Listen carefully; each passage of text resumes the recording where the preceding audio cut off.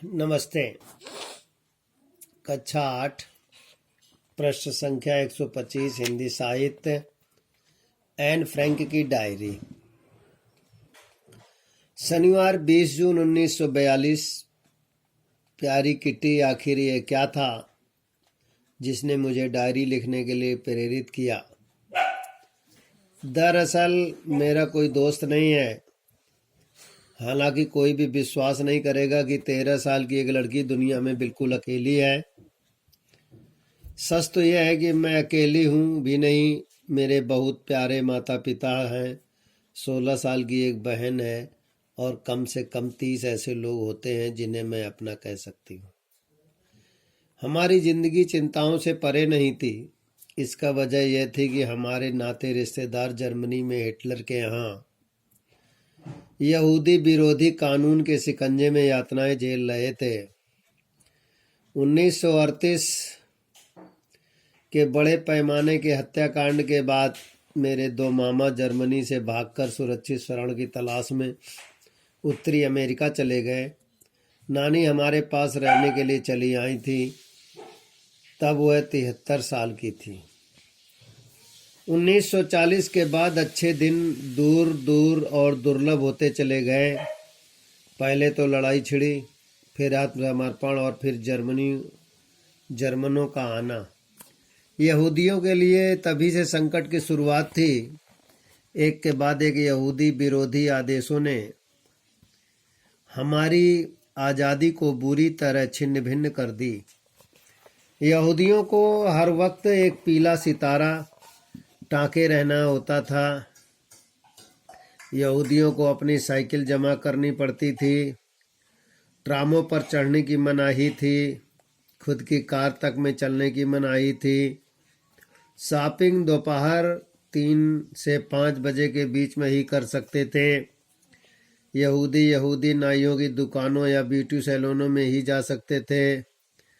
रात 8 बजे से सुबह 6 बजे के बीच गलियों और सड़कों पर नहीं घूम सकते थे।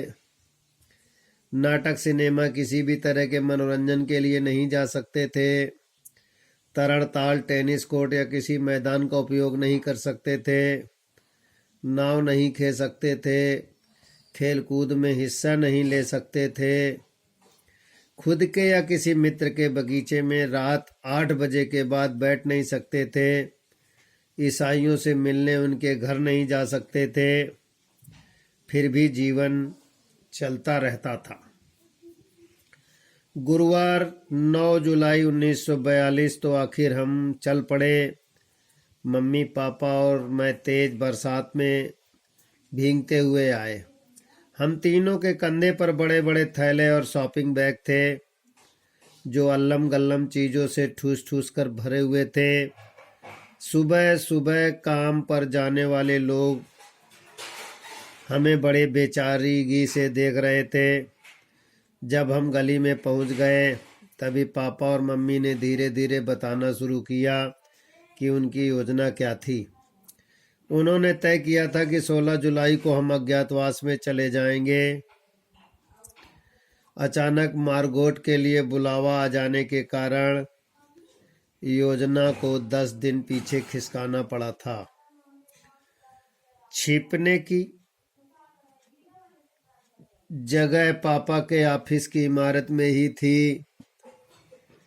इसे समझ पाना बहरहाल बाहर वालों के लिए थोड़ा मुश्किल होगा। इमारत के बारे में थोड़ा सा बता दूं। तल मंजिल पर बना बड़ा सा गोदाम काम करने की जगह और भंडार घर के रूप में इस्तेमाल होता था। प्रश्न संख्या 125 में प्रश्न इस प्रकार है।